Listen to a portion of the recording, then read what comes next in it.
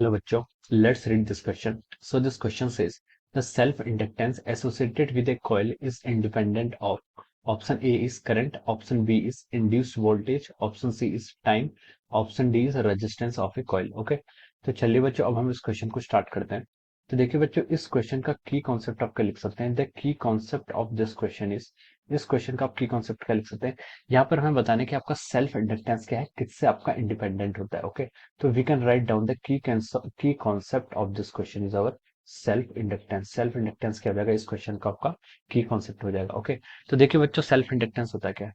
देखिए self inductance आपकी क्या होती है, किसी भी कॉइल की एक ऐसी प्रॉपर्टी होती है जो क्या करती है, उससे किसी भी कॉइल से आपका चेंज इन फ्लक्स या फिर चेंज इन करंट का क्या करती है, आपका अपोज करती है. Okay, self inductance is defined as a property of a coil which opposes a change in current और चेंज इन फ्लक्स क्या करती है, आपका अपोज करती है. ओके, ब्लड आपका ये क्या कॉइल है, दिस इज अ कॉइल जिससे आपका क्या कर रहा है, आई करंट क्या कर रहा है, फ्लो कर रहा है. ओके, तो देखिए अगर इस कॉइल से आपका आई करंट फ्लो करेगा तो हमें पता है कि देखिए कॉइल से आपका करंट फ्लो करेगा तो इसके कारण इसमें मैग्नेटिक फील्ड आएगा, मैग्नेटिक फील्ड आएगा. ओके, और मान लीजिए ये क्या आपकी मैग्नेटिक फील्ड है, this is the direction of our magnetic field, ये आपकी किसकी है, this is the direction of the magnetic field. Okay, अब देखिए हम यहाँ से देखिए क्या बता सकते हैं, हम यहाँ पर से इतना तो एनालिसिस करके बता सकते हैं कि जितना भी आपका फ्लक्स है, जो भी आपका क्या फ्लक्स फ्लक्स क्या आपका मैग्नेटिक फील्ड पास हो रहा है और मैग्नेटिक फील्ड से आपका क्या मैग्नेटिक फ्लक्स आएगा किसी भी कॉइल किसी भी लूप से. ओके, तो हम बोल सकते हैं जो आपका फ्लक्स है, flux is proportional to the I, flux क्या आपका आई के प्रोपोर्शनल होगा. यानी कि जैसे जैसे आप आई बढ़ाएंगे तो आपका मैग्नेटिक फील्ड बढ़ेगा, मैग्नेटिक फील्ड बढ़ेगा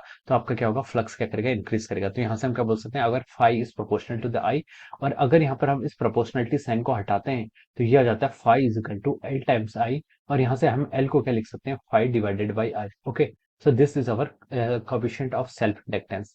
एल क्या है यहाँ पर आपका कोफिशिएंट ऑफ सेल्फ इंडक्टेंस है, और ये आपके किसके इक्वल हो गया, phi divided by I. Okay, हम इसको इस तरीके से क्या कर सकते हैं, ट्रीट कर सकते हैं. और देखिए ये तो आपके आगे सेल्फ इंडक्टेंस की डेफिनेशन. ओके, तो देखिए अगर आपका क्या हो रहा है, यहाँ पर आपका सेल्फ इंडक्टेंस था क्या, सेल्फ इंडक्टेंस देखिए इसमें क्या आ रही है, आपकी करंट फ्लो कर रही है, कॉइल में करंट फ्लो कर रही है, और करंट क्या कर रही है, इंक्रीज हो रही है, डिक्रीज हो रही है. यानी कि आपकी करंट चेंज हो रही है, करंट चेंज होगी तो इसका मतलब आपका मैग्नेटिक फ्लक्स क्या होगा, चेंज होगा.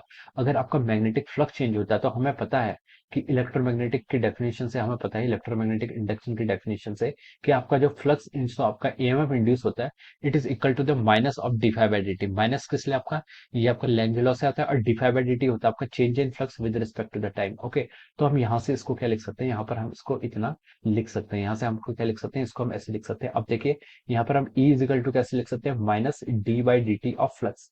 फाइव को क्या लिख सकते हैं, देखिए हम फाइव को यहाँ से एल इंटू आई लिख सकते हैं. ओके, तो ये आ जाएगा आपका minus of L times D I by d T.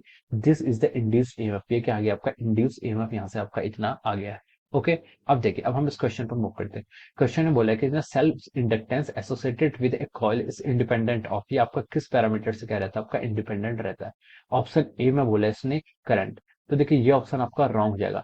देखिए इस इक्वेशन से आप बोल सकते हैं, इसको आप इक्वेशन नंबर 1 बोल दीजिए, जहां से आप बोल सकते हैं जो आपका फ्लक्स है, देखिए प्रोपोर्शनलिटी है फ्लक्स और करंट की. ओके, तो यहाँ से आपका एल है वो आपके क्या था, फाई पर भी डिपेंड करता है और आई पर भी डिपेंड करता है. तो आई की डिपेंडेंस से हम क्या बोल सकते हैं, ऑप्शन ए क्या हो गया, यहाँ से आपका रॉन्ग हो जाएगा.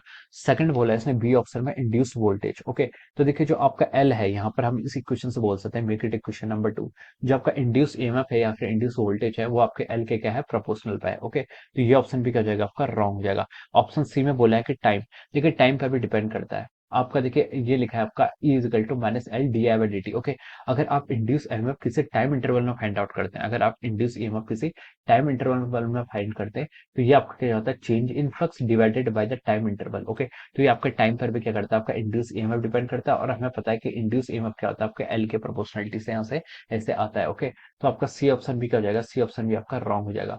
और ऑप्शन डी में बोला है इसने रेजिस्टेंस ऑफ द कॉइल, जो आपका सेल्फ इंडक्टेंस है वो क्या होता है, रेजिस्टेंस ऑफ द कॉइल पे क्या रहता है, इंडिपेंडेंट है. तो हम बोल सकते हैं कि yes this is a right answer. जो आपका सेल्फ इंडक्टेंस है वो क्या रहेगा, फिर रेजिस्टेंस से क्या रहेगा, आपका इंडिपेंडेंट रहेगा. बाकी सारे पैरामीटर्स पर क्या करता है, डिपेंड करता है.